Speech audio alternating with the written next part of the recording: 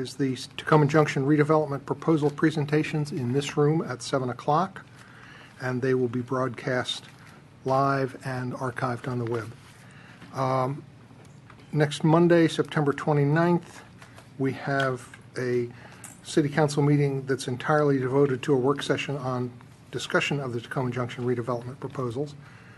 And we have some additional times scheduled for continuation of those discussions in both October and November. A note that on Monday, October 6th, the rolling agenda originally had a tentative discussion of parking in the city. I believe that is not going to happen on the 6th, but will happen sometime soon thereafter. Monday, October 13th, a reminder that there's a public hearing on amending the code to add restrictions on commercial use of polystyrene food serviceware in Tacoma Park. And I think we're going to also, at that meeting, vote on a resolution approving a police mutual aid agreement between the city and Montgomery County. And that takes us a number of weeks ahead on the agenda, just with a couple of things that might be of interest to folks. The next thing we're going to do this evening is I've got some proclamations, and we have a number of people here who are going to receive proclamations. And we had a little reception upstairs for employers and employees of the for the Tacoma Park Summer Youth Employment Program. And so I'm going to ask first that any representatives who are here from the Washington Adventist University, Richardson School of Music, Crossroads Community Food Network, the Old Town Business Association, and the Tacoma Park Silver Spring Food Co-op, if you'll come up to the stage, and we'll do those proclamations, and then we'll do the next group.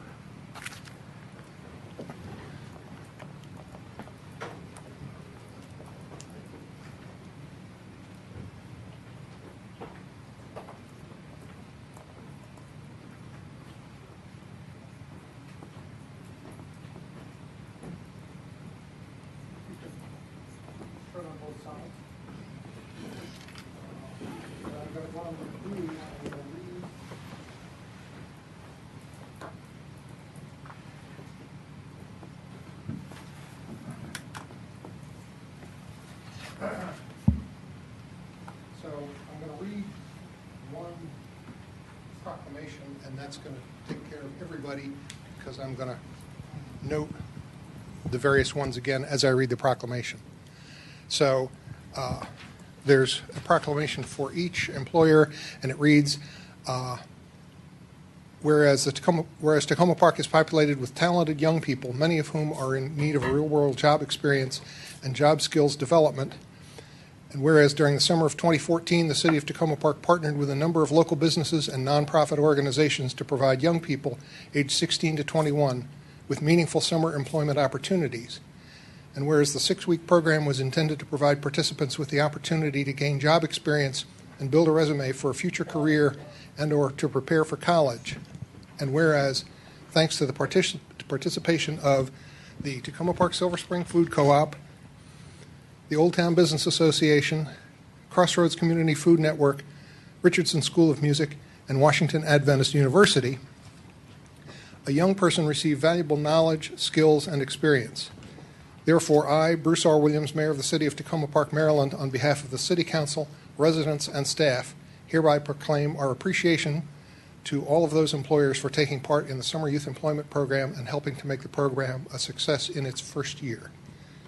And now I'd like to give proclamations to each.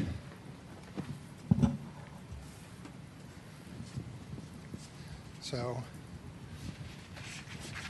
Roz Grigsby, representing OTBA. Laura Barkley. Laura Barkley. See? Never mind. I'm not going to do names. I'm just going to do employers. The Tacoma Park Silver Spring Co-op. Get me in trouble. You did it all by yourself. Yeah, I know. Crossroads Community Food Network. Richardson School of Music. And Washington Adventist University. So thank you all very much.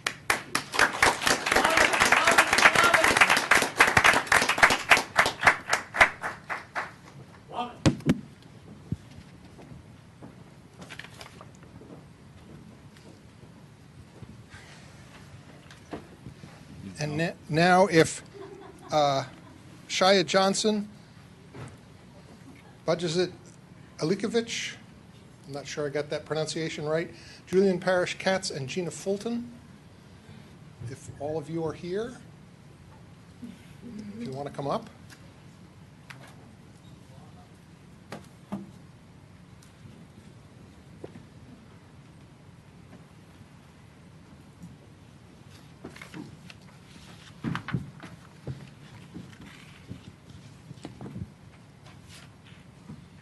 Let me first check pronunciations. Did I get them correct? Not quite. And if you want to say what your name is. Bayazit Aleshkovich. I was halfway there. Julian Parrish Katz. Shea Johnson. Okay. This is a mayor proclamation recognizing these individuals. And whereas during the summer of 2014, the city of Tacoma Park partnered with a number of local businesses and nonprofit organizations to provide young people aged 16 to 21 with meaningful summer employment opportunities. And whereas to participate, young people attended an interest workshop in May, went through an intensive screening and interview process, and attended a 3-day employment boot camp in June. And whereas the young people were expected to attend work at the agreed upon hours, follow the employer's work rules, and perform the duties of the job to the best of their ability. And whereas since this was the first year of the Summer Youth Employment Program, the young people who participated also provided a service to the city of Tacoma Park by helping the Recreation Department learn how to refine and improve the program for future years.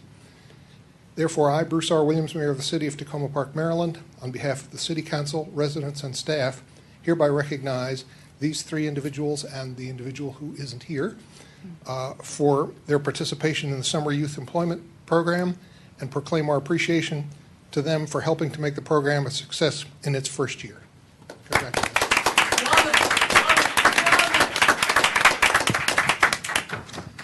So there's yours. And yours.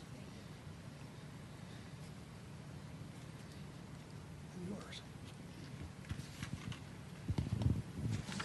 Thank you.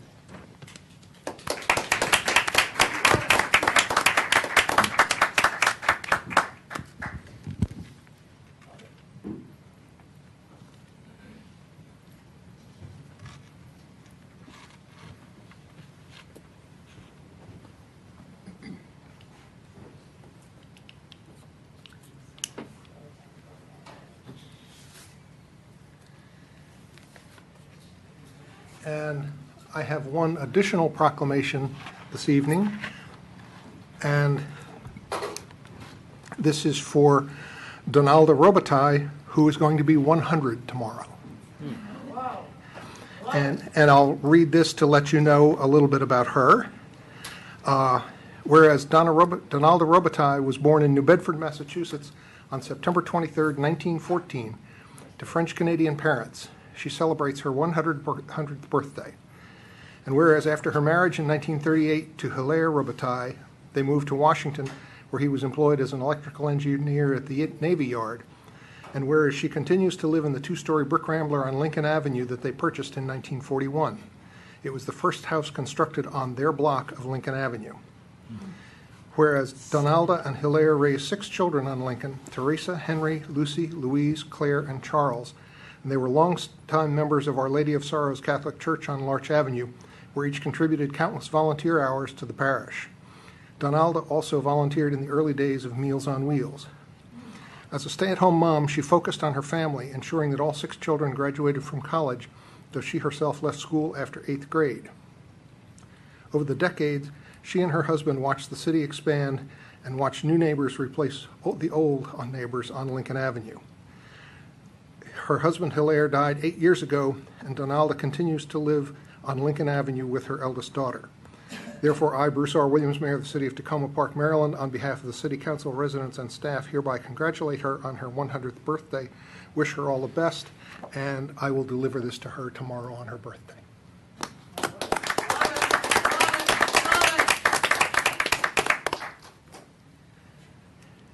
And now we are at the time for public comments.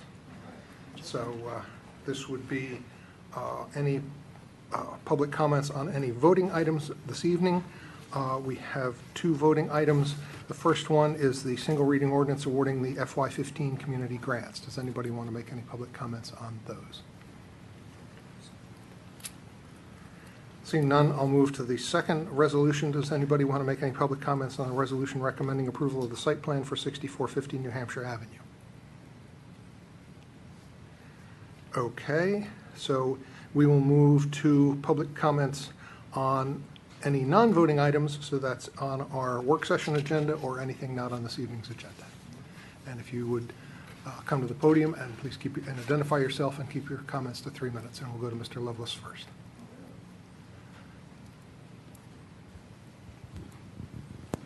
Yes, everybody, this is Pat Lovelace, your official peace delegate, 7620 Maple Avenue, Tacoma Park, Maryland. One thing I'd like to ask the City Council today is, could you please take a position on the situation going on in the NFL?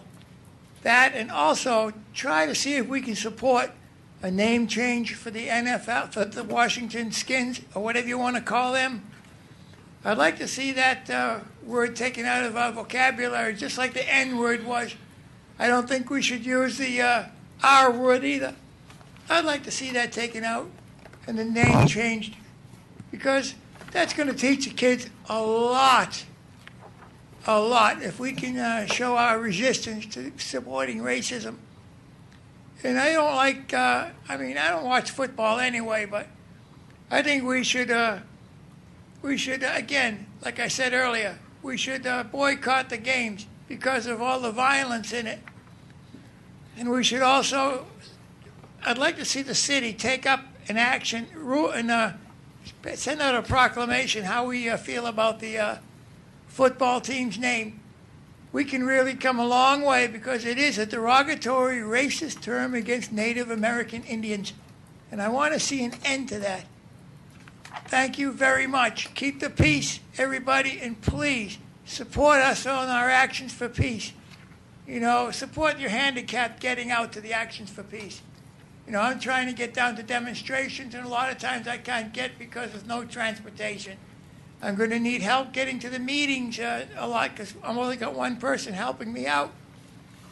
And please, you know, if you need my number to reach me to get help to different events, it's 240-305-1189. You can call anytime. Leave a message if I'm not there. And also, please, think about what the R word is really meaning. Every time you hear that on the TV, I equate it with the N word, and I don't like the N word, and I don't like the R word either. It's a very, very derogatory, hurtful thing to do. We've done enough to the Native Americans. Can't we now put an end to it? Bring reconciliation by stopping this racism? Thank you very much. Thank you. Peace. Anybody else wish to comment?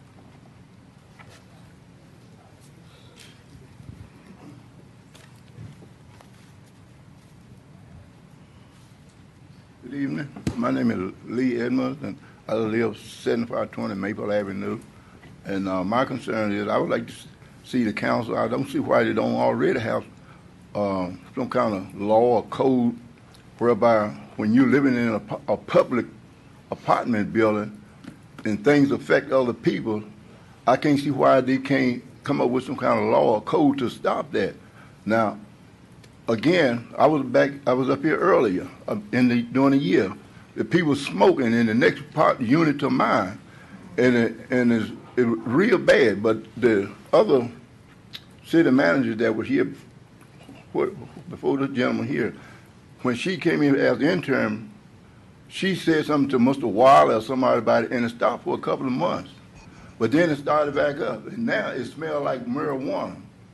and it's real bad. Sometimes I open the windows at night, and it don't do no good. And sometimes I want to put my sheet over my nose to try to filter that stuff, and it's real bad. Now, Mrs. Sutton, she has spoken to him several times, and but she said nothing really they can do because they got no smoking in the hallways, the elevators, and the lobby area. But she said there's nothing they can do when they're smoking in their particular unit.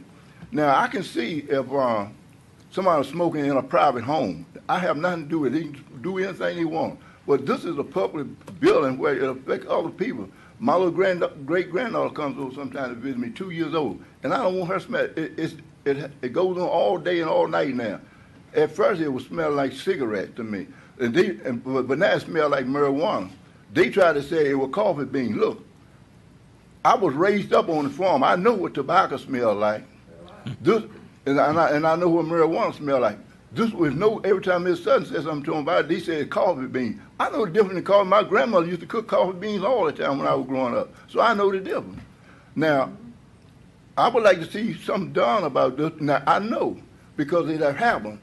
So when I was living there before on the third floor, some people was playing loud music in the apartment.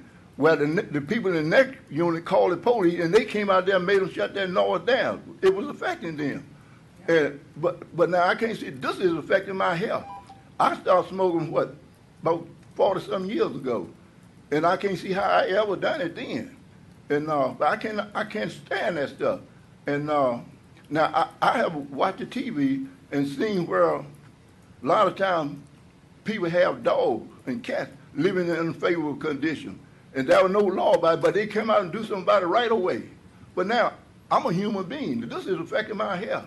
And can't nothing be done about that? I don't understand that. I would like to see something done, or some kind of law or code or something, whereby if you living in a public building, even though you in your unit, and you ain't containing what you're doing into your unit, but it's coming to affecting somebody else, something should be able to be done about that. I think we can investigate and see what there might be. And Ms. Ludlow was the person that you worked with before. Oh, yeah. And she has you have his contact information? I'll get it from you here in a moment. Thank you. Okay, thank you. Thank you for bringing that to our attention. Anybody else? Evening, Joe Brown, community activist. Quick aside to the city manager, Brian Kenner. Can there please be an update on the dog park? Good evening. On Tuesday, September 26th, on page A16 of the Washington Post, there was a letter to the editor entitled, "The Purple Line's Black Hole."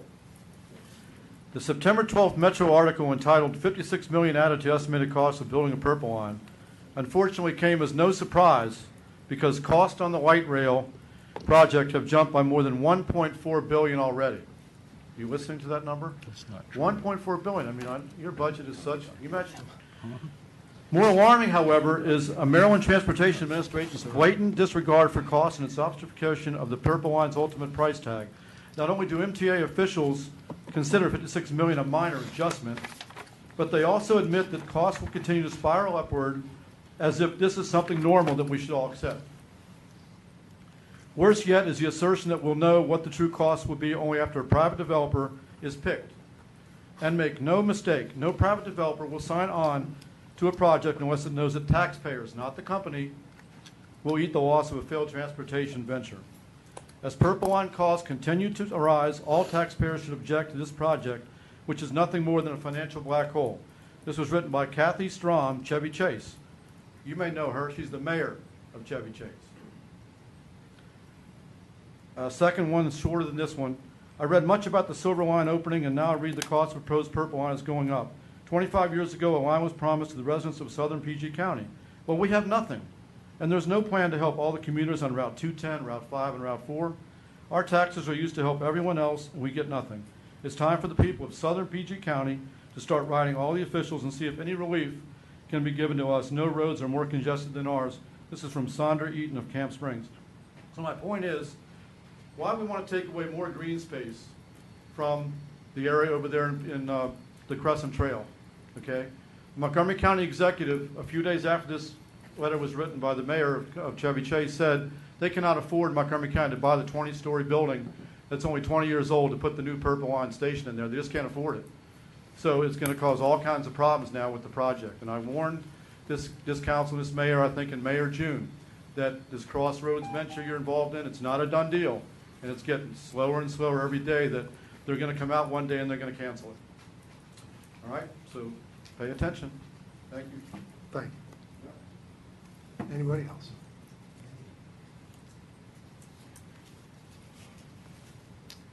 Good evening, Mr. Mayor, City Council members. I'm Dr. Herma Percy, a member of the City of Tacoma Park's Emergency Preparedness Committee. This September, as part of National Preparedness Month, the City of Tacoma Park's Emergency Preparedness Committee is encouraging you, your family, Tacoma Park residents, and the community at large to be disaster aware and take action to prepare. We want the Tacoma Park community to think about the question, if an emergency occurred tomorrow, would you be prepared? So this National Preparedness Month, we want families and the community to think of 3 things that they need to be doing. The first is to make sure you have an emergency kit with food supplies and disaster supplies. Also make sure that you have an emergency plan that would include a communications plan with your family and loved ones, just in case you're not together during a disaster. The fourth thing is being informed. Part of being prepared means staying informed. And that means making sure you're getting updated information by checking websites, the city's website. There is an emergency preparedness page. You can also make sure that you have a radio, battery-operated radio, so that you can continue to stay informed during a disaster. The fourth thing that we want our residents to think about is to get involved, and that can be anything from taking a first aid class or just thinking about volunteering during a disaster. Another important thing that the City of Tacoma Park Emergency Preparedness Committee wants to remind our residents and the community at large about, and that is school safety. We want to make sure that there's campus safety. We encourage our schools in Tacoma Park to take hazards mitigation seriously and to update your course of action plans to build disaster-resilient campuses after disaster. We have seen that in the last decade, disasters have affected university and school campuses nationwide with disturbing frequency. And some of those losses could have been substantially reduced had there been a pre-comprehensive planning mitigation plan. And certainly September 11th also reminded all of us of the importance of making sure that you have certain steps to mitigate the consequences of disasters. So there are 3 things we want the schools in Tacoma Park to make sure that they're thinking about when it comes to hazards, 3 specific hazards. School violence and school shootings, make sure that you have a plan, make sure that you are conducting exercises with your staff, with the teachers, and with the students. Also, to think about severe winter weather, natural disasters. In this area, we've been seeing severe storms and winter weather, and they have become almost regular. We know the winter season is coming up, and we want our schools to think of a plan. We see last year, for example, in Atlanta, those schools were shut down. Kids had to stay over at school because the city was not prepared. We want to make sure that that's not the case here. And finally, man-made disasters, with the city of Tacoma Park being so close to Washington, D.C., Homeland Security should be a concern for our schools, and we should make sure that there is a plan. We encourage residents in Tacoma Park to get more information, to take specific steps for campus safety by visiting the website for the City of Tacoma Park's Emergency Preparedness Committee. Thank you. Thank you.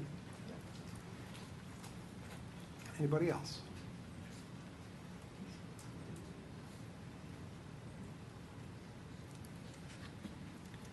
Jim Stansbury, 835 Sligo Creek Parkway.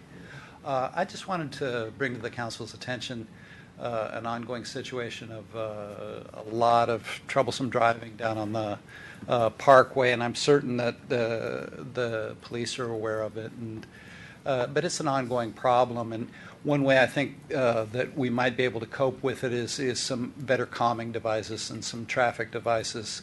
I understand now, though, from working with our Ward 2 representative and talking to people, that we've got a diffuse situation of responsibilities down there with the county and National Capital Parks and Planning having some a lot to say about the parkway and what goes on there. So any light that the council can shed on how to effectively work with the county to bring some action along the parkway to some of the concerns down there, which include trash and driving and maybe get some traffic calming in there that might make it a little better environment for our parks and children. Thanks.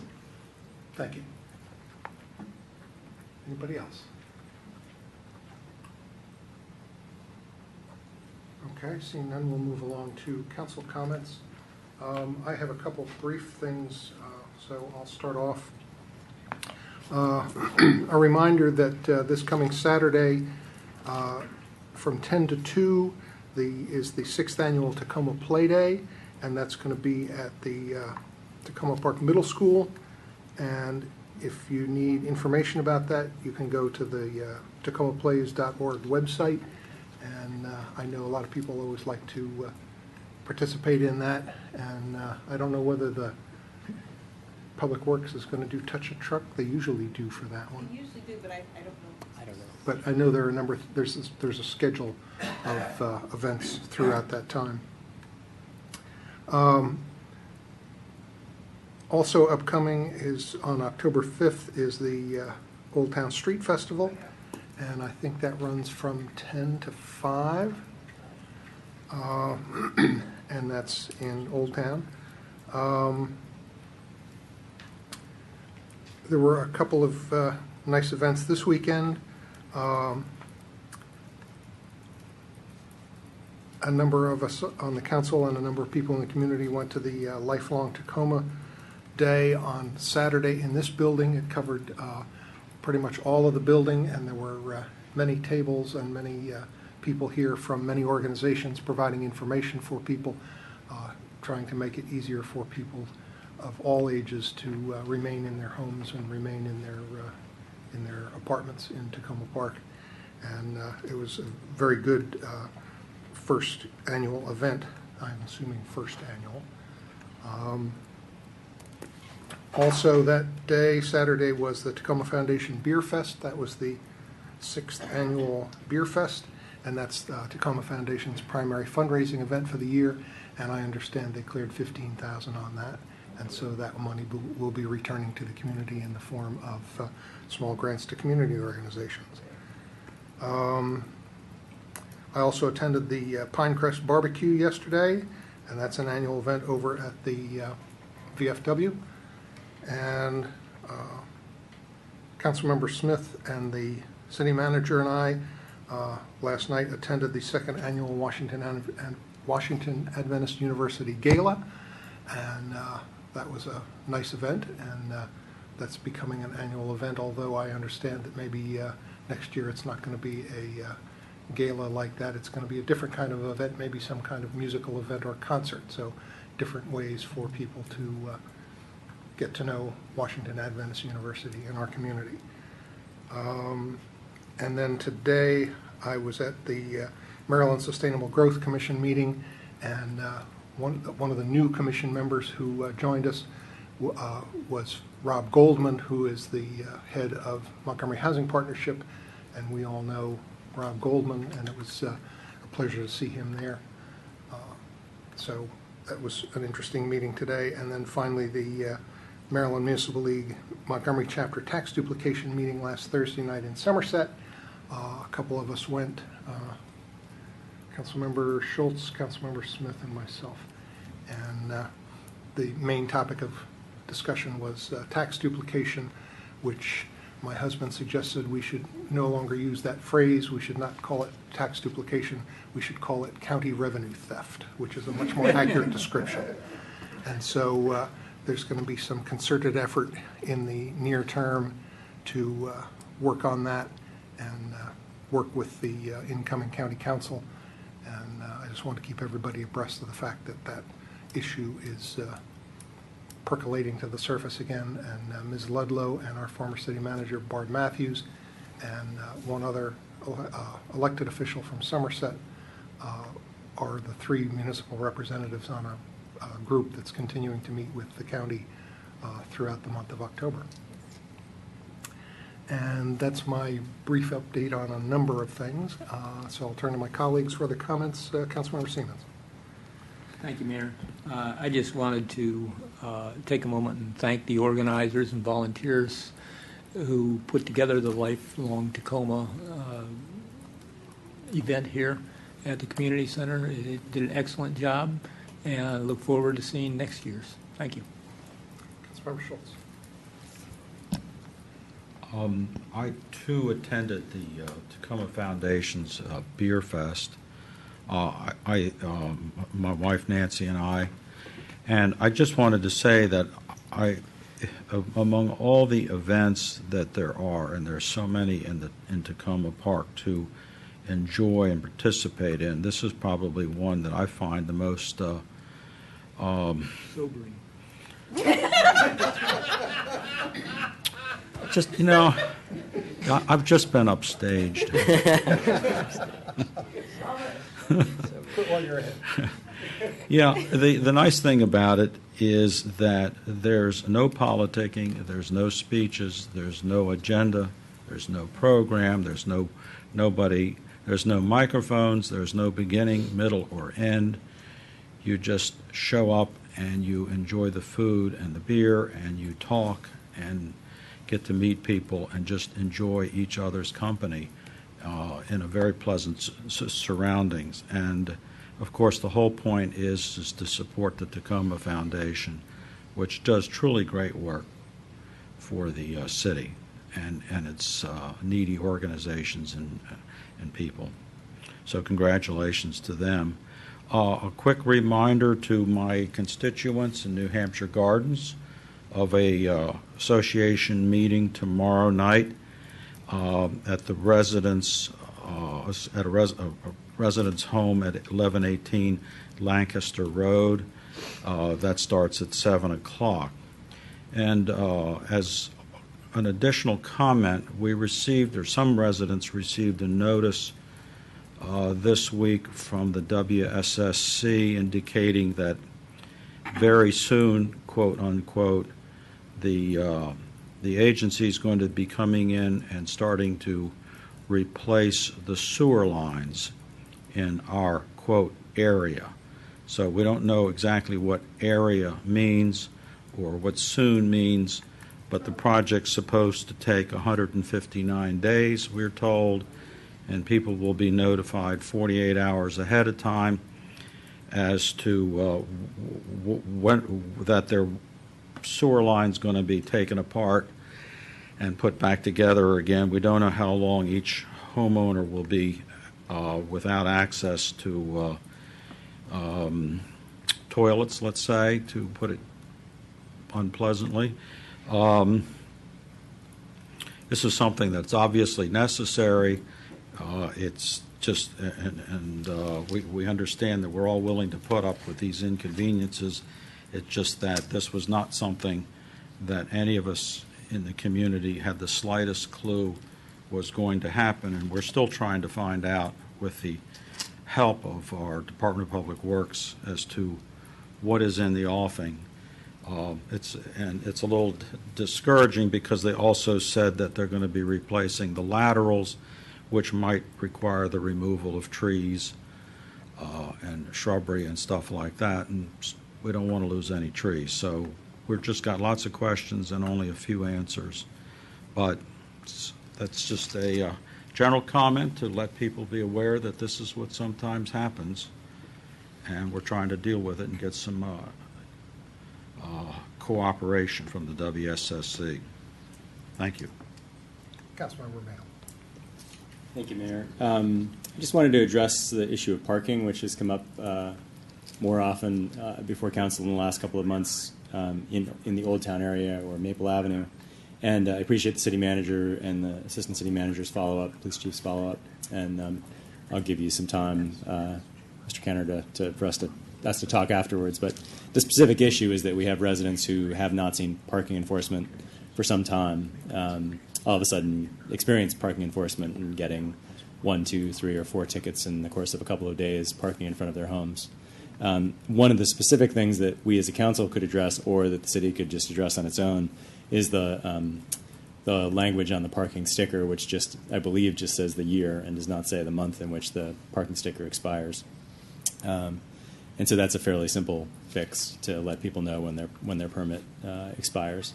I don't know that we provide any other information to people that a permit has expired. So if you're a longtime resident, you've been getting permits every year, you're in good shape because you'll remember it. But if you're a new resident, you won't. So as I said, I'll follow up with the city manager later. Thank you. Councilmember Stewart. Thank you. I just wanted to say I also attended the Pinecrest Neighborhood Association at the BFW yesterday. It was a very nice event, and I wanted to thank the police chief for also attending the neighborhood event yesterday. And for residents, particularly in Ward 3 and Sycamore and Columbia, if they do not have the opportunity to attend the meeting tomorrow night, where we'll review plans for the development of the Tacoma Junction, Paul Wapner and Diane Singerman have graciously opened their home on Sunday at 4 o'clock for residents to also come and share opinions before our council meeting on the 29th. So that's next Sunday at 7107 Sycamore, and this is particularly for residents on Sycamore, Columbia, and nearby, if they cannot attend tomorrow night. Okay. Does the city manager have any comments? Thank you. First, I just wanted to thank again the employers and the youth participants from the Summer Youth Employment Program. It was a pilot program. Congratulating them is fantastic. We also spent a little bit of time doing a debrief, a little bit of an after actions with both the employers as well as the students this year, and I think we got some very valuable information back in the event that we would want to do this kind of a program or a similar program. I think we have lots of feedback with which to better tweak the program. So I very much appreciate the feedback and the participation of all those that took part this past summer. Just wanted to remind folks that we have a solar co-op info session, the first solar co-op info session, which is going to be October 1st here in this auditorium at 7 p.m. Maybe I will now turn it over to the Deputy City Manager to talk a little bit about a zoning issue that we were made aware of today, small zoning issue. Thank you. There's a series of corrective map amendments going through the Planning Board and the County Council before all of the final zoning matters are finalized. And one of them affects the city of Tacoma Park, and I wanted to let you know about it, that in properties zoned that are to be zoned CRT within the Long Branch sector plan, and these are primarily the commercial properties near Flower and Piney Branch, that in doing the preparation work, the planning staff inadvertently left the commercial revitalization overlay zone on that area, and it was to be removed with the replacement and the new terms of the CRT. We were recently notified that they had made that error, that they would like to correct that as a series, as part of their series of corrective map amendments. Our planning staff supports making that correction. Wanted to let you know about it because if we have an objection to it or we want to say something positive about it, either way, we probably need to make that communication this week to the County Council. So I'm not going to go into it. We'll send out a brief email, but I'm happy to talk with you offline if there's some concerns about it or to find out some specifics. It's complex, so it's not easy to go into here, but I wanted to let you know that we were advised that this mistake had been made. So you're going to send out an email? I'll send out an email, and I'll specifically speak with Councilmember Smith. Just wanted to give something very quick on the dog park. We happen to actually have had a meeting today with the architect and with the representative of Tacoma Dogs. We've had a series of meetings, but the city has finished its survey of the site. That was one of the items that we wanted to move forward with. So we have a much better sense today of soil composition, the actual meets and bounds of the city-owned parcel, as well as some of the contextual curves of the site. We have begun to overlay some preliminary design ideas done by our architect on top of that actual map of the survey of the site. There's some refining of that we did today. We're going to get sort of another version of that design, continue to refine that, continuing to move towards cost estimates. I think that is probably the next time I'll be coming back in front of council is when we have some ideas in terms of different options in terms of cost, because I think that is, I know, something that is important from the city's perspective, and I want to let you all know before we make any movements either way sort of what some of the cost estimates are.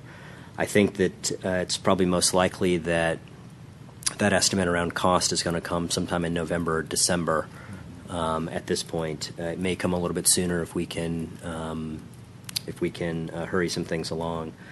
But ideally, we're still aiming for the spring construction season. So the idea is to get cost estimates, have a conversation with council about direction, get some feedback from you all, move forward with a bid, and then move forward with actual construction once the spring construction season starts back up. So we'll be back again in front of council in November or December to talk specifically once we've got some estimates to talk about. Which will most likely be November, not December. Could be. Given recess. Given recess, yes. We're You'll come back for the dogs. Yes, I'm knocking on wood. Finally, who called the dogs? Finally, I wanted to have an opportunity to just preliminarily tonight. I think we will deal with this more substantively when we have our next quarterly update, which is probably going to be in maybe 2 weeks from today. But we've got our new crime analyst who has recently started with the police, who is not only hit the ground running, but has started to compile some, I think, interesting and helpful information that we wanted to give just on a preliminary basis to you all now, and to come back and talk a little bit more about it when we have our quarterly update. And so I'd like to invite up Andrea and the chief to talk a little bit about some crime stats.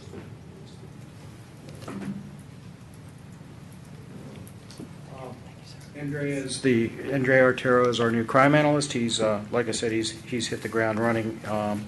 One of the things that you'll note is the detail of this report is going to be a little bit more in depth than what you're used to. Additionally, there's a little bit more analysis that goes with it, which I think is going to be good. And welcome. And one of the things, I'm not going to go through all the slides tonight. We'll do that when we have a little bit more time. And actually, we'll probably give you 3/4 of the year, the calendar year crime by then. But if you look at some of the interesting things, like if you look at larcenies, how larcenies have increased. I have been preaching now for the last 2 years. This is almost my second-year anniversary, and preaching about reporting of crimes, and I think the message is getting out. Unfortunately, it looks worse when we have more crimes reported than we did. So it'll be a few years, I think, before we determine whether it's actually from the additional people reporting or if it's the actual crime, till we can see what the averages are for the next couple of years. But it's good because we are getting more people calling us on minor crimes that we've told them that it doesn't do us any good if they don't tell us. You'll note that burglaries are slightly down from last year. In line, they're still down from previous years other than 2012, which was really an aberration. One of the things that we're seeing is a little increase in auto theft. Robberies are about the same, a little bit down, and assaults are down. One of the other things that we've done is, if you page through to the further down into the report, you'll note that we've included 2 beats from Montgomery County that adjoin Tacoma Park. Right now, I don't have the square mileage of each of those beats or the populations, but they should be combined close to what the population and size of Tacoma Park is. And since they're directly adjoining, it gives us a better idea of what's going on around us. So we're going to try and include those from the reports from now on as well. The other thing that I want to compliment Andre on is that he has got a wealth of experience in analysis of crime as well as just putting it together. Chief, do you want to talk a little bit about the background of Andrea, just for a second, for folks? Or maybe have him say his background? Sure. I'll let him do it because, I'll probably get it wrong. I'll bring Andrea up. He's got at least 10 years with Europol. And he can describe sort of what he was doing and why he wanted to come here, I think, is really... That'd be great.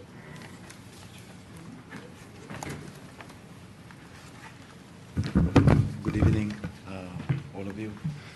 My name is Andrea Artero. I am the accent, a little bit exotic. I'm Italian.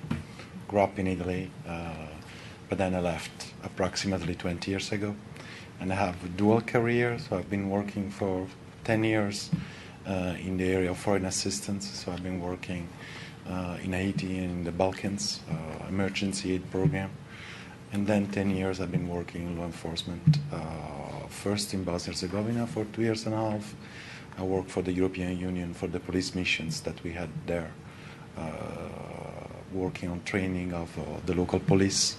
And I worked for 8 years for the agency of the European Union who deals with organized crime.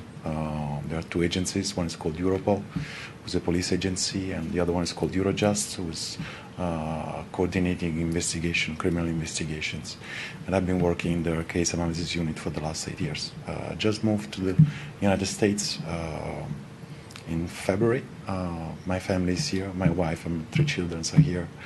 And I'm very happy to work with my colleagues in the Tacoma Park Police Department.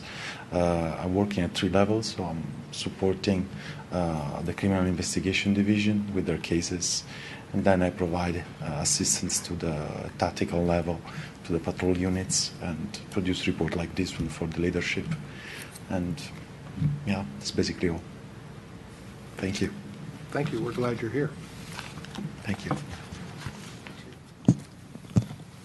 And we look forward to fleshing out the information in a couple of weeks.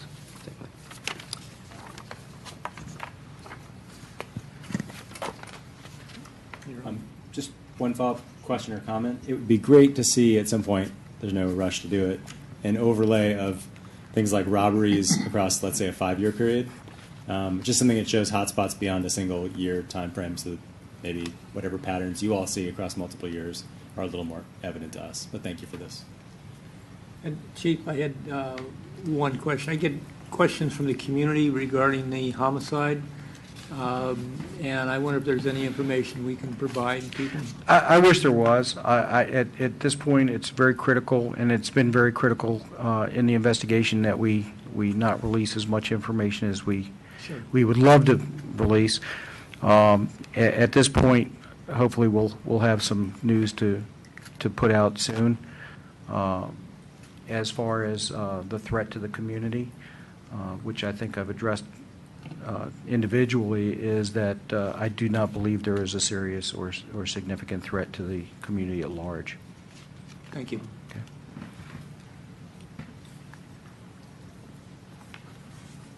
Anything else? Okay, we'll move on to adoption of minutes. We have one set of minutes from July 28th. Would somebody like to move adoption? I'll move it. Is there a second? Second. Moved by Councilmember Schultz, seconded by Councilmember Mayle. All those in favor, please say aye. Aye. Any opposed? The minutes are adopted. We will now move to special session. First voting item is a single reading ordinance awarding the FY 2015 community grants. We've had a number of discussions on this. I don't know if anybody was going to say anything or whether we can just move ahead on this. We've kind of gone around on this twice, and we agreed in the work session, I guess last week, that we were ready to go forward. Somebody want to introduce it? I'll move the motion. Is there a second? Second. Moved by Councilmember Siemens, seconded by Councilmember Mayo. Any additional council comments on the FY15 community grant funds? Councilmember Schultz. I'm sorry, I forgot to mention I'm recused. Oh, Councilmember Grimes is recused. Okay. Just wanted to comment that's my understanding that we stayed within the allocation that was originally set up for grants. I think there was some conversation during the work session of maybe adding some money to it, but I think we ultimately decided we wanted to keep within the budget that we originally approved for the grant program. Is that correct? That's correct. Okay. I actually had a follow-up question on that. For the Educare Support Services, I think what we discussed last week is that money was going to be taken from the city's emergency assistance program. Is that correct? So that we could stay within, as Councilmember Schultz said. And That's so my I was recollection. I know that was the proposal.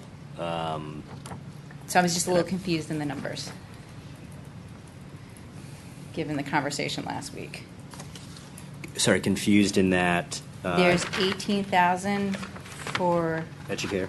Educare, and I think It was 11,000 something that was Yeah. going to be taken from the emergency assistance program. so that way, if the council decides to come back again at a later time and support the community kitchen at 10,000, we were staying within Still the within the. right. Yes, that is what I understand was this. Because I'm was the not sure proposal. that's reflected. So do we need to amend this to note that? We can amend this to note that there was an additional amount of money that was provided to support the grant programs identified, and also leaving open the option that if the council comes back and wants to award some additional amount up to 11,000, I believe, that they can do that and still stay within the original grant allocated amount. That was all. You're nodding yes, and I'm confused. I thought it was going to be up to 11,000, which was going to reduce the 18 so that we still had money for something else, potentially the kitchen or something. No, you two are talking like this. Yeah, I'm thinking. So that we would be spending less than the full 122,000 with this, so that we still had some money in reserve as we figure out other pieces. I think that's saying the same thing. Same, yeah. That there's still some money in reserve. Okay, but you were talking adding, and I thought it was reducing. Just adding from the emergency fund, which got us to the 122,000, which is not being allocated yet. So reducing from the grant. Yes. Right. Okay, so does somebody want to state the language so that we're sure that we have language that we're agreeing to that is a friendly amendment, so that we've got the right language that we're voting on? I mean, if the friendly amendment were to add a section 3, a new section 3 or a new section 2 that said community grant program and operational support grant funds are awarded to Educare Support Services, the total amount of which 11,000, whatever the right amount is sourced from the emergency fund. And so that's a start, at least on the language. Source from the emergency fund, and therefore still available for the council to award at a later date. No. So the fiscal impact is that the community grant awards totals 122,565 less the 11,000. Right. Right. So perhaps on section 2D, the 18,000 could be changed to 7,000? Yes. Yes. And then if there's anywhere on the resolution, no, there isn't. So then probably a new section 4, kind of insert something.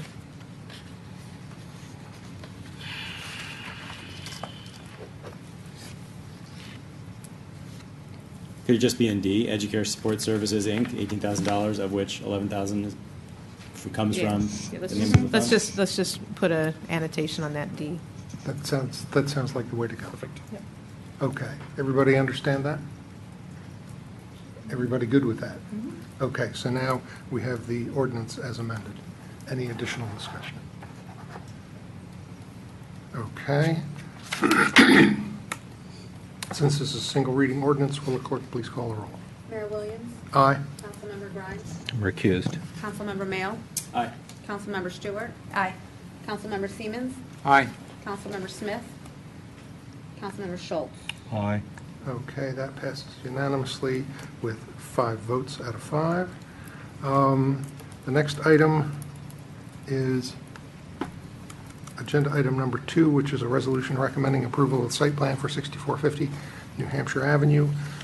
We had discussion and presentation, and Mr. Osborne is here. Hello, good evening.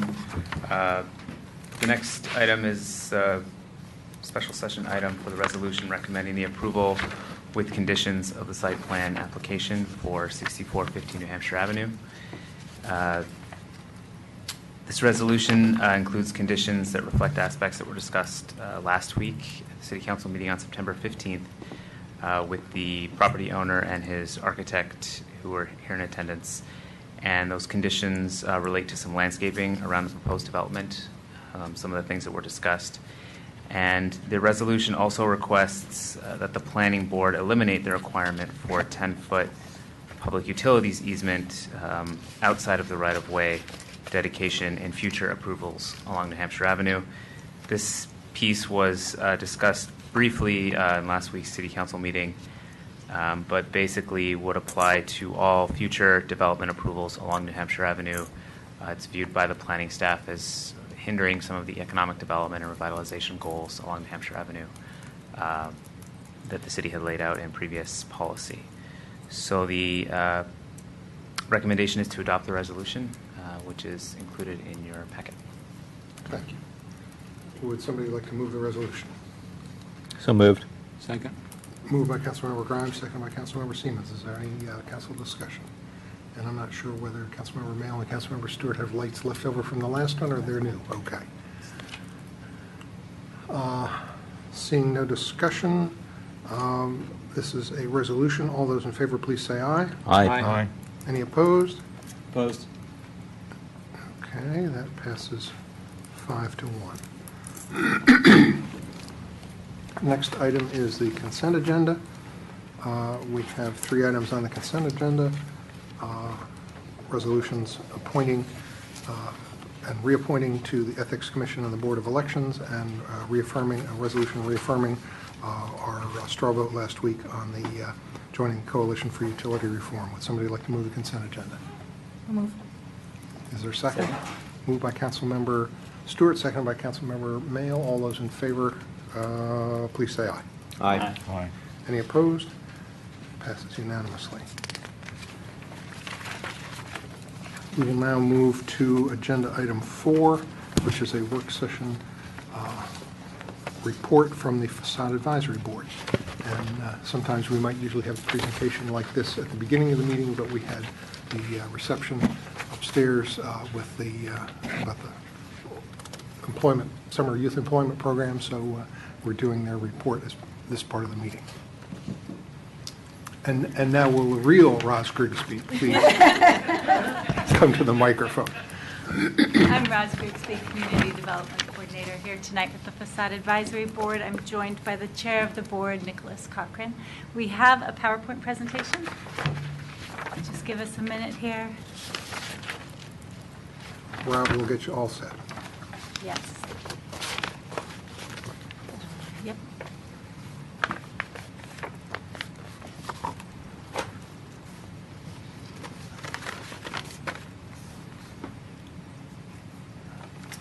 Mr. Mayor, just to explain my no vote on that previous issue, it's I support the development plan for the site, but don't at this time support the idea of council making a recommendation to the planning board to eliminate 10-foot public utilities easement.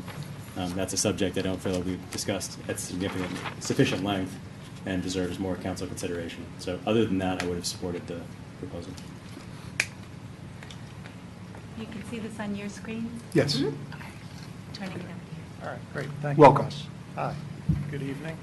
My name is Nick Corcoran. I'm the chairperson for the Facade Advisory Board. And you might want to hit that button and raise the podium up a bit. Sure.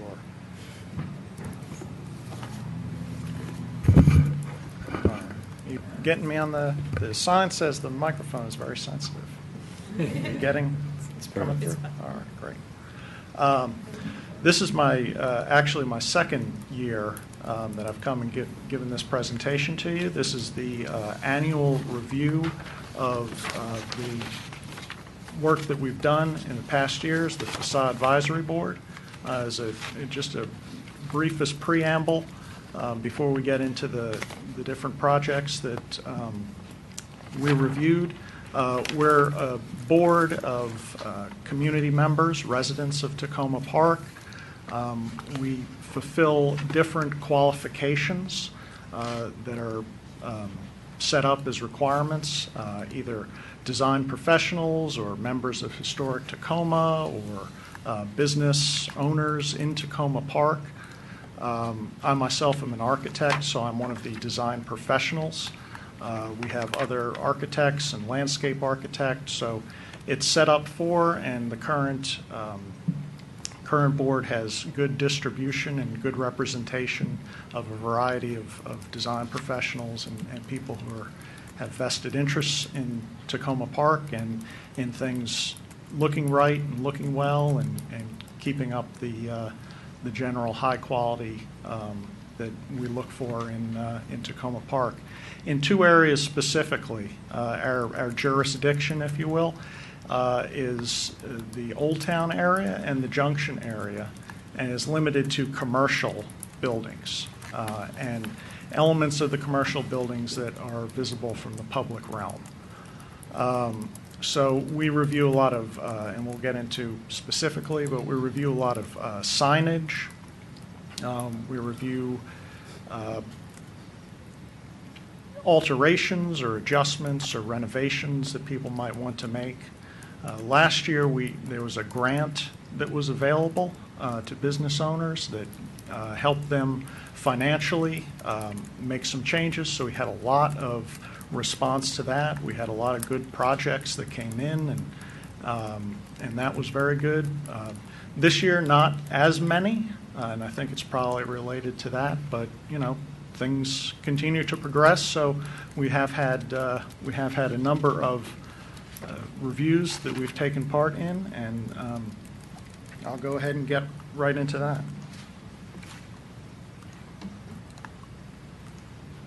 All right, this just covered that. These are some of the goals: maintaining overall character and historic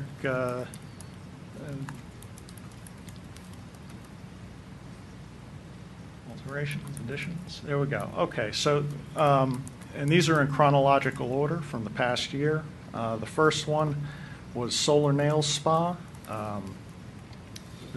All of these should be recognizable to just about everybody. This is in the Old Town area, and this was pretty simple signage and recladding of the existing awning above the storefront. And our comments were mainly guidance in color choices for the signage itself.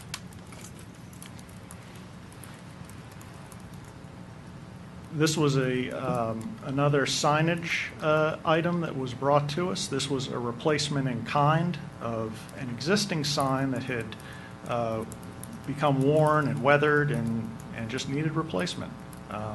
So this was fairly easy to do, although we did have a spirited debate on the correct grammar for year-round. Still not sure if we got it right. This is a little more involved. The Tacoma Letter Shop that you see here, this is the existing condition. And the new owners of this property came to us with their plans for improvements to the facade, which were minimal, but we were still able to provide guidance in terms of materials and in terms of improvements that might be possible for them to do. And, you know, as with any of these, you know, the constraints and the realities of the applicant's budget is, you know, is definitely something that, you know, they have to work within it. So, you know, we're kind of constrained to commenting on their submissions within those. This has yet to see any action go forward on it, but we did complete a review of some of the items that they were looking to do. Was redo of basically the storefront elements that you see here, recladding of the awning, cleanup of the brick, replacement of the doors and the windows. Again, striving to keep things as replacement in kind, so that it essentially looks the same, but has the, you know, the modern, the benefit of modern construction and modern quality to a new project.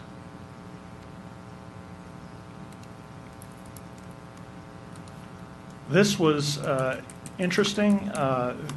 In some cases, people don't come to us with a submission specifically, but they come to bounce ideas or to just get some feedback or some guidance on ideas that they have, see how they're received, see if we have any input that we can give. This was for the co-op. They were looking to do an expansion out the front, out the storefront area that you see here. They wanted to put on a sunroom. I don't know. Roz might be able to tell you where exactly that is in the bigger picture. Whether they are still deciding to move forward with that or not. But we did review their ideas. We gave them some suggestions for how they could also incorporate some rework of the awning and the supports for the awning, and just generally organize that whole front area. As long as they were going to be submitting for one renovation, to put a little more into it and get the most out of everything that they were doing in front of that, in front of the co-op area. And we have a fairly recent submission. This was for Spring Mill Bread Company. You can see that renovations are in progress and in this photograph, and they continue to be in progress. One of the things that they are doing that I think will be of great benefit, that was a part of their submission, was opening up the window. That was an existing window before, and it was boarded over. You can see it there on the side, kind of obliquely. But they wanted to open that back up to its pre-existing condition, let light into their shop, and open their shop up onto that side street, which I think is a great idea, as opposed to just having what you see there, which is just boarded up window. This came to us after the mural had been painted over, so that was not a part of the submission or part of anything that we commented on. It just was a fact of life when it came to us. So our comments were only about the submission itself. And most recently, you probably see that they've done painting, and they have the property manager for this store and for the 5 contiguous storefronts along here that is employing a professional colorist to help with the selection of the paint colors, and I think they've done a really good job on this and the next application as well, and I think that was the right way to go. So this is the store that's directly adjacent to it. This is the mother and daughter fitness building, which is currently in use. You'll see the doors open, people exercising inside of it. They came to us with mostly signage. What you see here is not the final signage. This was their submission. We had comments on it, as we often do, guidance about scale, location, signage, finding an appropriate place on the building or something that works within the context of the buildings surrounding it. Of course, we don't comment on logos or colors of logo. That's really their business. That's beyond our purview. But we do try and find, which can be challenging, especially on some of the buildings in Old Town that aren't necessarily commercial properties to begin with, and don't have a place that was specifically designed to accept commercial signage. Those are some of the more interesting discussions. That was the case last year with the bicycle shop in Tacoma. But here in the Junction, there are more commercial buildings, so it's a little bit easier to find a place that works well for signage on these buildings. So those were all of the submissions that we've seen this year. And if you have any questions or comments, feel free. One thing I do want to put in a plug for is that we have a vacancy currently. And I did note some qualifications earlier. Because all of those qualifications are currently filled, the only qualification is residency in Tacoma Park and really having an interest and being a concerned member who would like to come in and help the process along. Thank you for the report, and thank you for making it clear who can apply, because we did notice that vacancy at the bottom of the sheet. Looks like you're continuing to have some work to do. How often do you meet? We meet twice a month. That's scheduled, not twice a month, sorry, every 2 months, once every 2 months. That's scheduled. The reality is that we meet really on an as-needed basis, and then we just move the schedule accordingly. So when someone has a submission, because business is time sensitive, we make every effort, and in all my time on the board have been successful in being able to accommodate people who Good. have a need. Councilmember Schultz. 3 things. The letterpress storefront, is that, and maybe you don't know this, but did that property change hands?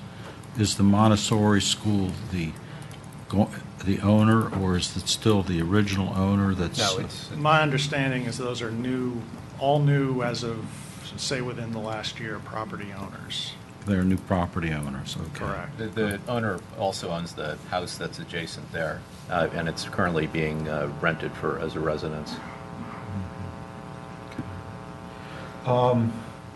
Second question is, how does the Facade Advisory Board feel about the use of neon signage inside or on the outside? Is that something that you have a policy on, or is it just something that you would deal with in the course of whoever comes on a case-by-case basis? Yeah, there's definitely an accommodation for it within the code of the Tacoma Park, which we follow ultimately. You can see that there's many examples of neon signage used throughout Tacoma Park. And we review each application, no matter what the kind of signage is, for general good taste, I guess you would say, overall.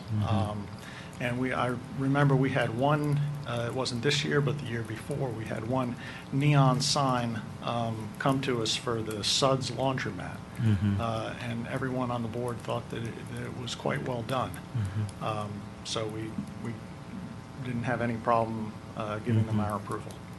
Yeah, I mean, personally, and this is really my opinion is immaterial when it comes to this sort of thing, but I do think that the light generated by neon kind of adds to the appeal if it's done well.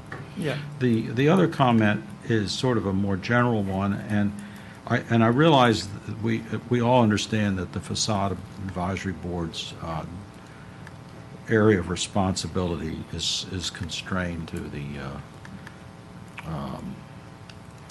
area governed by the OTBA. But I guess I'm wondering, like, for example, we have a small commercial area on Flower Avenue at Erie, which is not part of the OTBA, that is allegedly going to be renovated. I think it's been in that condition for a really long time, and I guess I'm wondering why it would be not possible to be able to have the facade advisory board make its services available to the owner of that property, which seems to be in desperate need of some guidance, with regard to how to do things cost effectively and still accomplish something. Yeah. I mean, that's just an example. Well, typically, we see applicants who are looking for our approval as part of their process to get a historic area work permit. Mm-hmm. I can't recall an instance when that was not the case. Mm-hmm. But that certainly isn't to say that we wouldn't be receptive and excited to see anyone who came to us with commercial property, Mm-hmm. whether or not it was in the historic district, Mm-hmm. but that was in Tacoma Park and was looking for just that, looking for guidance. That's what we enjoy doing. That's why we're involved.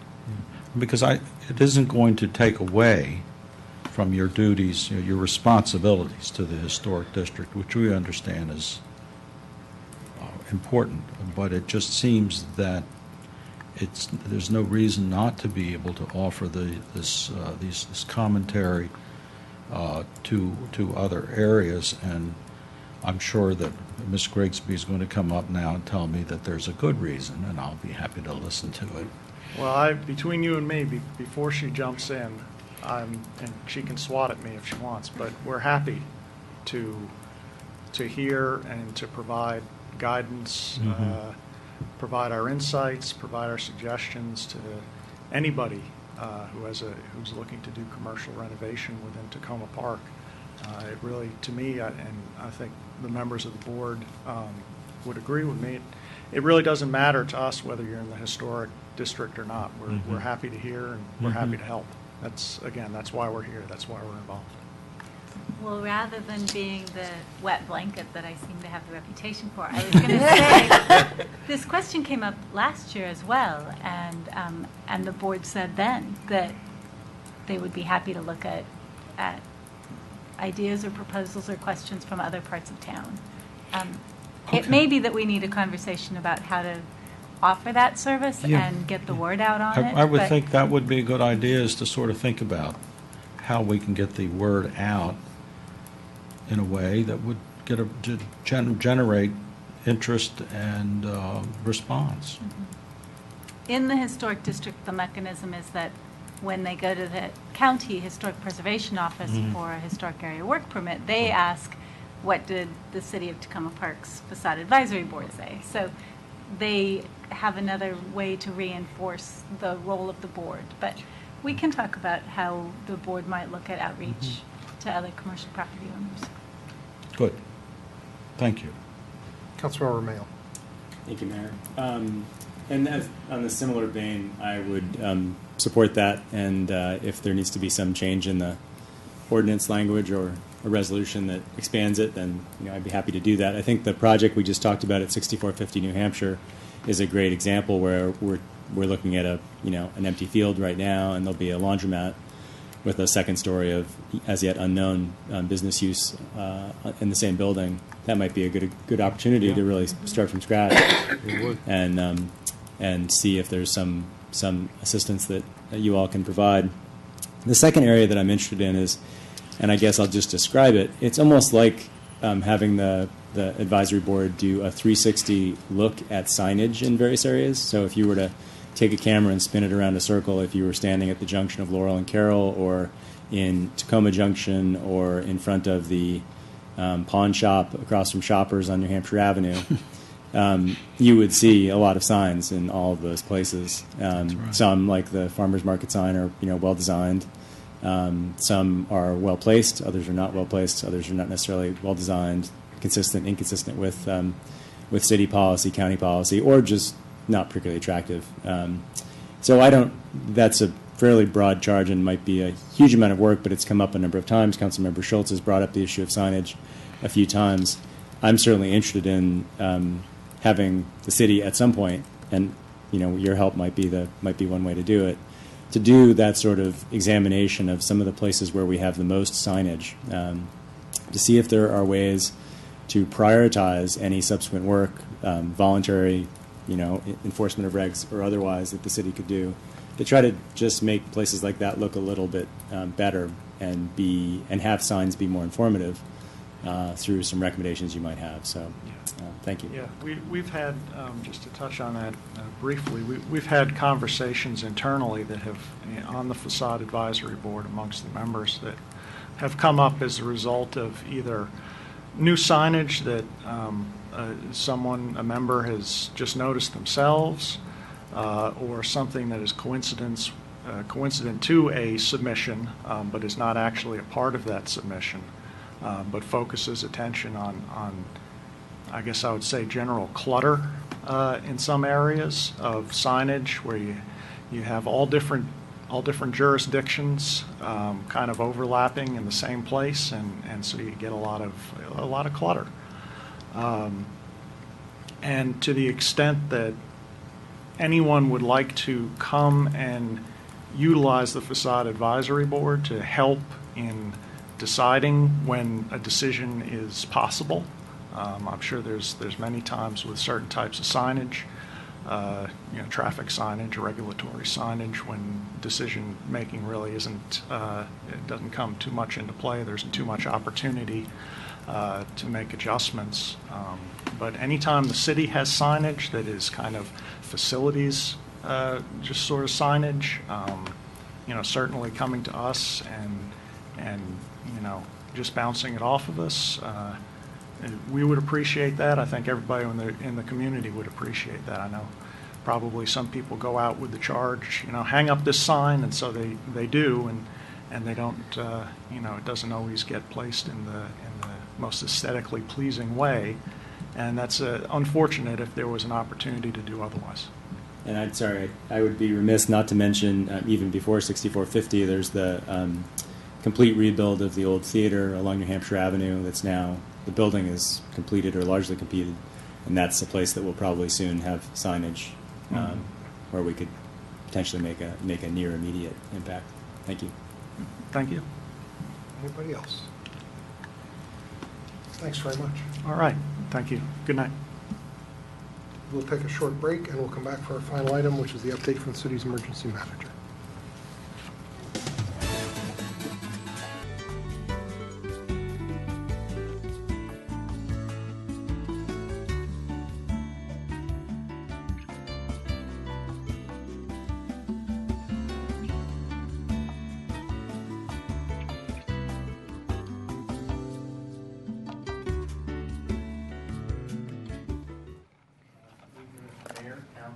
My name is Ron Hardy. I'm the Emergency Preparedness Manager for the city. I was hired back in December of last year. Part of my background is I spent 32 years with the Montgomery County Police Department, and 10 years of that as an executive officer with the department, working on various policies, SOPs, training, working with our Homeland Security officer on a lot of the details, 9/11 details every year, active shooter scenarios and training scenarios geared towards weapons of mass destruction. And then when I retired in November of 2011, I worked with the chief up in Preston County, West Virginia, putting together their ever first active shooter at their only high school, which takes in the entire county, which is 50% larger than Montgomery County and only about 15% of the population.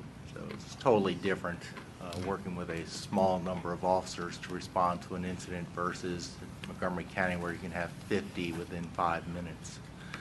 I've also taken some classes with FEMA and the Incident Command System, National Incident Management System, I have worked at the EOC, Emergency Operations Center, in the past with the police department, worked on several large-scale incidents with the Montgomery County Fire Board, state and Montgomery County Department of Highways, local jurisdictions to include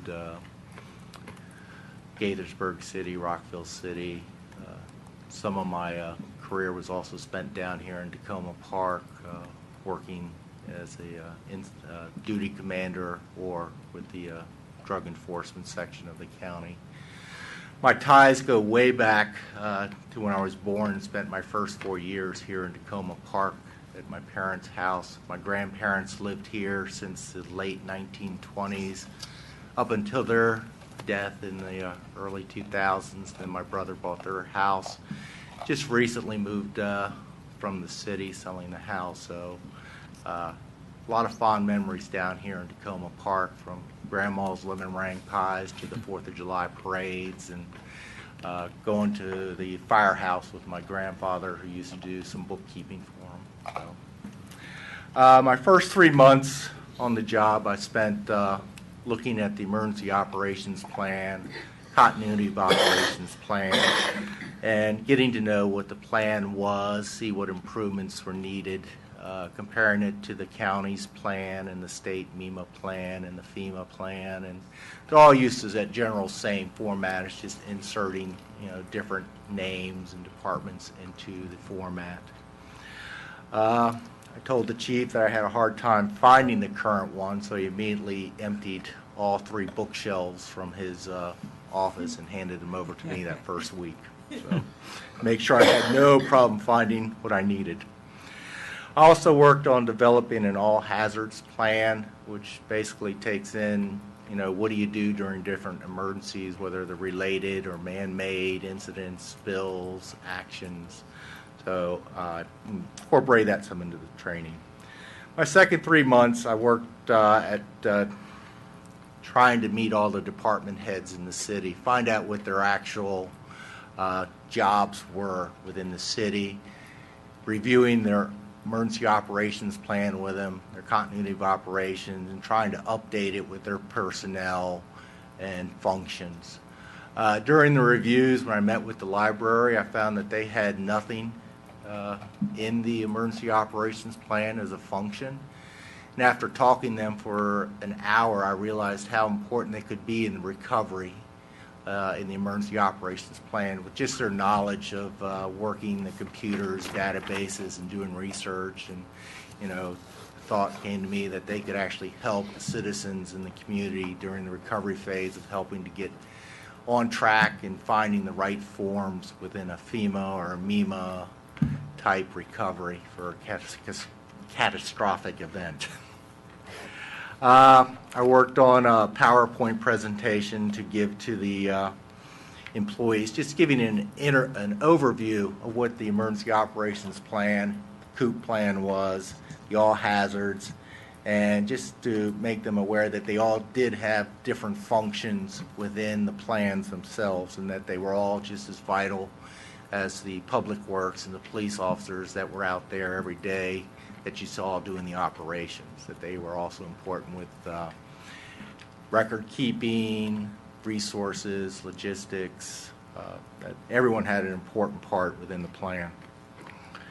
I tried to work on a active shooter scenario with Washington Adventist University, the Washington Adventist Hospital, police, fire department, but that fell through with some scheduling conflicts. So I'll still try to work on something, probably for next year, reaching out to either the county schools or maybe Montgomery College.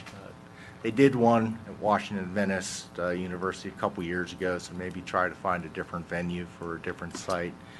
I know that the police department has hired, I think it's about 10 new officers, I think just since I've been here, so it's a young department. I got involved in March, April with the National Capital Region's new upgraded alert system. I've been going to the meetings at the Council of Governments and working with my partners in Montgomery County, Rockville, Gaithersburg, on the new alert system by Everbridge, the new vendor for the Capital Region. It was decided that Tacoma Park, Rockville, Gaithersburg City would be an organization within Montgomery County, even though we have our own administrative rights to a system. During a major catastrophe, this allows Montgomery County, with the greater resources, to push out to all three jurisdictions information to a greater mass of people with their greater amount of resources. But we also, within our organization, will be able to provide our own city government information, local traffic, recreation, and AM/PM additions programs if there's closings during the winter or some other events that force a change in service. There's also be something for Public Works where they could push out information. And then on our internal side, it's set up for the employees where we can, have each department can push out information during emergencies about closings or just trying to get people for different shifts. I know with the police department, I've set it up with different groups so far in the internal system where there would be each shift is a different group. The emergency response team is a different group. Their admin, their supervisors. There's a lot you can do with this new system, which will be pushed out on the Tacoma Park webpage on October 6th for, you can review the facts and questions and see what it's about. And then on October 15th, we'll do a mutual release with our partners in Montgomery County and make the system live where you can actually sign up for the program. Third 3 months, through going to different meetings, I know Wolfgang Mercer has a meeting with seniors near the end of the month. I've been trying to go to those, get myself seen by various groups. And I was contacted by one of the ladies over at the Park Overlook Condominiums, and we're helping that association with their emergency operations plan and helping to point them in different directions and resources, and willing to review and even go over there and discuss best habits with them whenever they get close to finalizing their document. Recently, a resident from the Essex House reached out to me through an email sent through the city clerk's office, and they're looking for some information. I think it was a week ago, Sunday during the Folk Festival, they actually had a fire alarm there at the Essex House where not all the residents left in a timely manner. I guess it was some sort of complacency and it wasn't a major event, but she wanted to make sure that the residents there knew that, what the proper procedures were and, what's the best practice. So I've been working with the fire department on a couple of those issues. I have a contact up there at the Tacoma Park Station that I use since they're the first due resource to any of the facilities in the Tacoma Park area. So I want to keep them involved in any plans that I present to the community so that we're on the same page.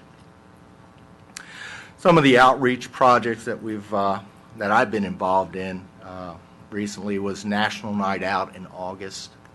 Working with the Emergency Preparedness Committee, I think it was back in March where Jennifer Curtin-Ice, the co-chair, gave a presentation. I know one of the fine council persons suggested that they focus on a particular group, and we chose the group of age range from like 7 to 13. That being a good group where they sort of get their parents' attention in many ways. So we looked at different regions of the country, FEMA regions, Federal Emergency Management Agency regions, see what practices they were doing, and there was really no consistency and nothing really geared towards the kids. So we came up with an idea to engage people with some sort of a raffle. So we came up with using a hand-cranked emergency radio multi-purpose as a raffle. And the way we did the raffle is I came up with 30 questions that, are rather easy that I got from ready.gov. And we have a bucket that you pick a number out, and then we read the question to the person. It was a good way of engaging people. It worked very well on National Night Out.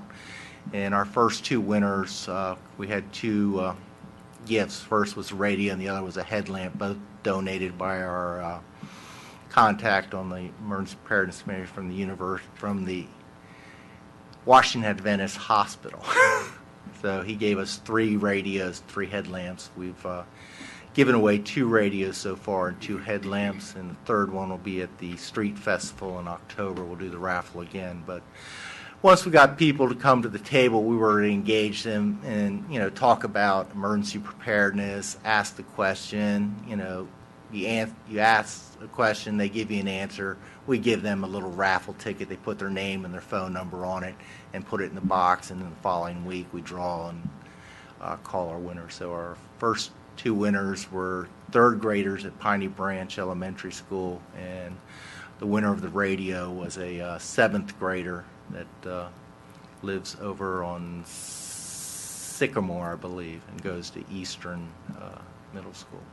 So we are reaching out to our target audience, but, we will engage anyone. We've allowed all ages to participate, and it really has worked out well over the last 2 festivals that we've done, this outreach. I also went out to Ace Hardware, and they gave a bunch of donations for National Night Out that were geared towards the kids, some coloring books and some little stuffed animals and some plastic cups. We got a lot of good coloring books and activity books from the Montgomery County Offices of Emergency Management, as well as all the other flyers and pamphlets that we give out. So we have a good stock and a good supply from the Montgomery County. I put together a couple poster boards and other items to sort of advertise. The best advertisement we had was good location in our first 2 events. National Night Out, we were right here at the school between the hot dogs and the popcorn. And then at the Folk Festival, we were at the entrance to the school, so everyone that used the restroom had to pass by us. So we had a good crowd. Part of the training I did earlier in the year, I did arrange some training with a company here in Tacoma Park called Gaifon Scientific, and Roscoe Casagrande has expertise in weapons of mass destruction. So probably about 15 officers from the department did that training earlier in the year. We have another one set up in November. This time we reached out to other agencies that surround Tacoma Park, and invited them, Montgomery County, PG County, Washington, D.C., the Park Police, and my contacts at the other municipalities around this area. So hopefully it'll be a good event, and they can all share some information as well. I've worked on a tabletop exercise stressing core capabilities coming from Federal Emergency Management Agency on what they would like to see when you do training exercise is, it has to do with preparedness, recovery, preparation, mitigation, response, and they broke that into different capabilities that, when you do this training, these are the areas that we'd like you to address. So I put together one, and you have a copy of it that I'll get to a little bit later, but let's start the PowerPoint.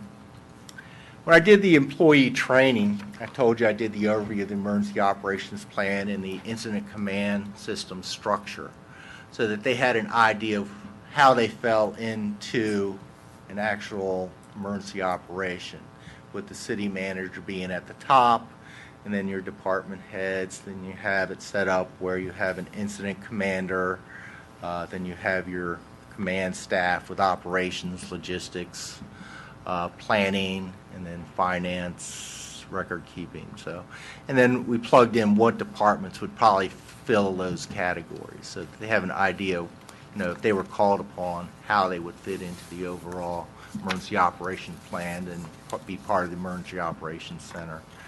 We talked about continuity of operations and the need for backup for each position, that if something were to happen to you, who could do your job? And, you know, most people I learned have multiple jobs here within the city. Not only do they do their job, they also have some skills in some of the other areas. So that's very good. And so that's very helpful to know that there's people there that can do somebody else's job if they need to. The all hazards we talked about, you know, what would happen during a weather event like a tornado or severe thunderstorm, you know, what parts of the building are safe, you know, away from outside windows and doors, preferably not directly under the roof. Talked about what happens with a fire, different evacuation routes out of the building, and for accountability purposes, you know, where departments should meet somewhere outside so that they're there as a group and account for everyone in their department as well as the citizens that they were dealing with. Active shooter, we talked about what would happen if there was some violence here in any of the departments, and we discussed the 3 keys that are put out by, you know, law enforcement at this point, which is run, hide, fight, and then, you know, we gave examples and, you know, where would you run, you know, where could you hide, what you need to do to close your door, lock it, pull the shades down, get under the desk, not be seen. If you don't want your voice being heard, you know, text somebody or, you know, get a hold of the police right away, let them know where you're at and what's going on. And then, you know, if you have to fight, what is at your disposal, where you're hiding at that point, or what room you're trapped in, what is in there that you could use to protect yourself or others that are in there. Accountability piece, again, was, you know, making sure that everybody in their own departments are accounted for, as well as any visitors, or especially with the rec department, with all the different age groups that they work with, from the very young to the very old, that we get them out of here safely as well and helping each other. Lastly, I talked about being prepared at home. You know, we can't come here if we don't have our own plan at home.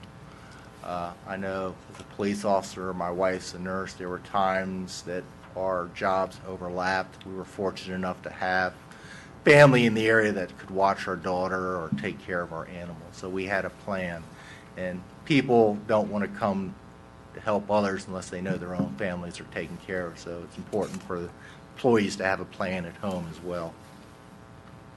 Ron, I apologize, but I may have to ask you to maybe focus on 1 or 2 from each slide, just because I want to have enough time for them. I wasn't going to focus well. on all these. Okay. This is just everyone has a role, to include the mayor, the council, the city manager, myself. Elected officials, you know, these are some of the things directly out of the emergency operations plan. You know, the key with elected officials is the public wants to come to you for information. You're their voice. You're the people they know the best. So it's important that you, as the policymakers, Mr. Kenner as the, you know, administrative officer for the city, work with our PIO, that, you know, one person prevents, you know, what the city is doing, but everyone takes in information, and we have a meeting, discuss, okay, this is where we're going, this is what we need to do, this is where we want to be. So we give one person speaking for representing the city, not everyone giving, you know, 7, 8, 9 different variations. So that's the important piece, as well as what's on the next slide. You, as the policy planners, the council, during a disaster, you know, it's important that you be aware of what's going on in your particular wards, feed that information back to the Emergency Operations Center, and the department heads, seeing what's going on out there through their workers and employees, and talking with the public.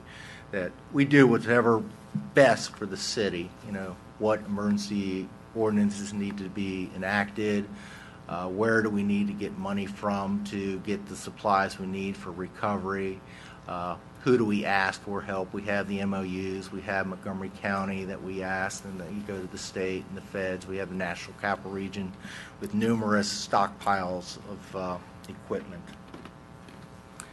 The city manager, he activates the OP, Emergency Operations Plan in the center, provides direction to city departments and organizations during emergency operations, which is important that we have that guidance from the top down. Also highlighted, ensures proper direction allocation of city assets. If we're using our assets, we need to make sure that they're used for the proper reasons in the proper places. So part of his job as the administrator is to make sure everything is being used according to our plan to the best of its abilities. Continuity of operations, I've touched on that basically, but when do we use it? Usually during widespread damage to the city, loss of workforce, or critical loss of services. Evacuation plan, this is what I gave to employees. Basically the municipal building, the third floor, just gave them suggestions where departments could meet. Here in the auditorium, we go out this way or out that way, usually work our way to Grant Street. If something were to block our path, then we'd make the adjustment. But these are just general ideas where departments could meet. I included the Public Works, 2 locations for them, and then the recreation building, the grassy area near the gym along the street. Next steps, Tacoma Park Alert, getting that up and running, making use of it to get out messages, especially for the upcoming winter season. If you believe the Farmer's Almanac, we're supposed to be in for another cold, wet winter. So we'll see how that goes. But I know the COG is, Council of Governments is meeting in November to discuss regional plans, listening to some of the late night or early morning phone conferences. Other jurisdictions quickly ran out of salt. I know I talked to Daryl Braithwaite a couple of times just to see that we were in good shape as far as having salt for the winter. Training for the council. Part of the packet I gave you earlier is a tabletop exercise geared towards the department heads. It's a tragedy that happens here in the building. The key is how do we recover and respond to something where we've lost use of half of the third floor, as well as a reduction in workforce and what message we're going to give out. Also at the very end, there's like a little homework assignment for the mayor and council that basically has some questions that are geared towards what your role is during the emergency operations plan in a recovery response. That my card is up there, so if you look over it during the next 2 weeks and forward me any comments back geared towards those questions, I greatly appreciate it. The city manager would like me to do some additional training in the spring, so I'll work with, if you all have a particular type topic or if you see something that core capabilities that you would like me to gear a scenario for, I'll be glad to work towards it. One of my goals with the Emergency Preparedness Committee is sort of do a subcommittee that looks at different scenarios and training that we can do at various levels for seminars, drills, or full-scale exercises. And then the planning for the winter events that I discussed coming up.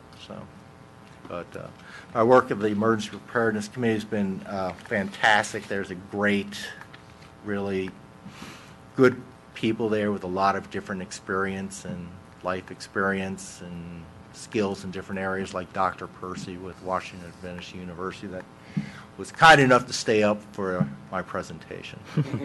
Thank you. What about us? Thank you.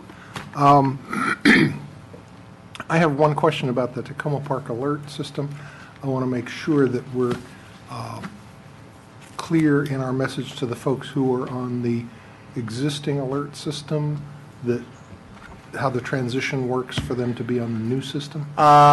They, going out in the next newsletter is a short piece on it, but we have transferred all the old user information to the new system, and the way we will get a message to them is to send out an invitation electronically to their devices, pointing them towards the new system, Tacoma Park Alert, and encouraging them to sign up with the new system. Okay, sounds good. Comments or questions? Councilmember Schultz. Couple comments. In light of the fact that residents turn to their elected, as you say, officials for direction, which seems reasonable to me, that I know that I've never received any training whatsoever on, as a city, being a city council member, as to what my capacity or role might be or should not be. Obviously, I think all of us instinctively say, oh, well, probably the police department is in charge of all this, so we'll just not do anything. That's one comment. I mean, it would seem to me that that might be something to think about, so that, and I realize that for every emergency is unique and has different situations that have to be responded to. The other thing is that I've always been a bit perplexed why the cable channel has never been used. I can't remember the last occasion. There was something going on in the city, probably a weather problem, and I thought, well, the natural place would be to go to the city cable and see what's on and it was, folk music, and that was all there was. And I just sort of thought, well, why isn't that department plugged in so that they can interrupt the programming and put up information? Because I think people tend just to naturally think, oh, let's turn on the television, and if it's a Tacoma Park-centric problem as opposed to something over the much greater area, that would be the logical place to look for information. And I can check into it. I don't know the full extent of their remote capabilities. If something were to happen and they couldn't get here to their studio upstairs, I don't know. I know they have a backup site somewhere in Silver Spring, but I don't know what else they could do remotely with their computers. I actually can answer that. We do sometimes use the crawl, and we can put that in from any computer that would say, where you might go to get ice or those kinds of things. Yeah. So we have done that sometimes. It is something we're looking a little bit more closely at. Mm-hmm. The downside is that we broadcast to the entire Montgomery County, so we'd have to make it clear that we're Tacoma Park, that it is Tacoma Park centric. Mm-hmm. We also have requirements for kind of ADA communication requirements for emergencies that we have to meet, and so we're still kind of getting up to speed on that. Okay. Good. Thank you. Other questions or comments? Thanks very much. Thank you, Mr. Mayor. Thank you, Council. And we'll get you any comments on the questions and scenarios. I appreciate it. And that's our last item for the evening. So if we don't have anything else, we are adjourned.